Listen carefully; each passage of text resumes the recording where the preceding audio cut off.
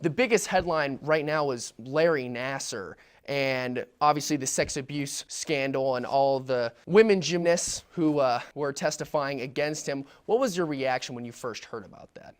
Oh, I felt sick to my stomach that some monster would be able to be there for so long and to go undetected is just terrible.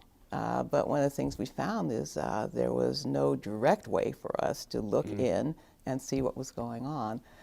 We would rely, and as a woman who's been a part of a team sport, we would really need the athletes to speak up. And it's so sad that it took so long. So what role does the IOC and the USOC and individual sport governing bodies having ensuring an environment that's safe and tries to rid itself from people like Larry Nassar?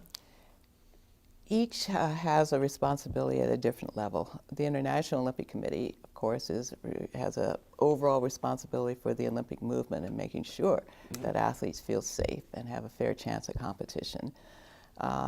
And we have developed a safe sport for entourages in order to help them be given the information they need so that there will be no such things as what happened with the women's gymnastics team in the United States. Now, at the U.S. Olympic Committee level, the USOC, by legislation, doesn't have the ability to control the national governing bodies.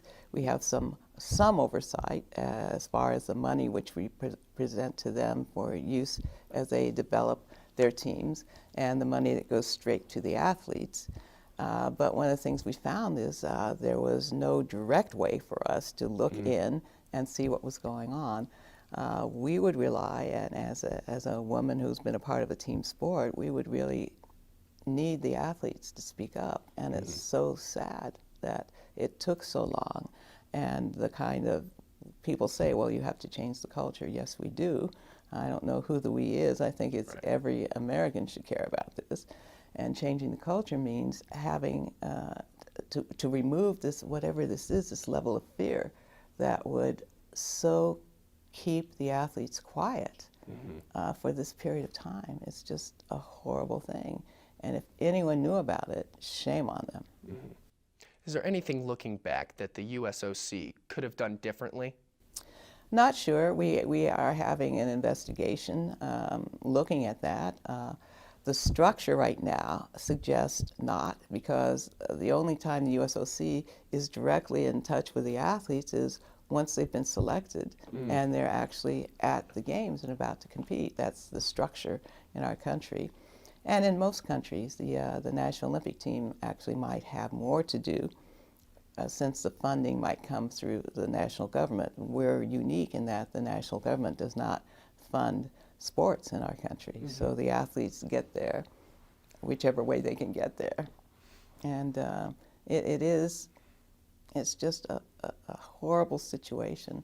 And we've known that in the past, in some sports, there have been predators who have been able to get themselves stuck. And one of the things that we hope to do at the international level is to make sure that if a coach is coaching in one country and is found out that that coach can't go to another country, or a doctor can't go someplace else. Usually what happens is if you have a serial predator, and that's unfortunately the way they are, when they realize they're about to be found out, they'll go. They'll leave that country or that state or that area to find new people someplace else. And what we want to do is to make sure that that doesn't happen ever again.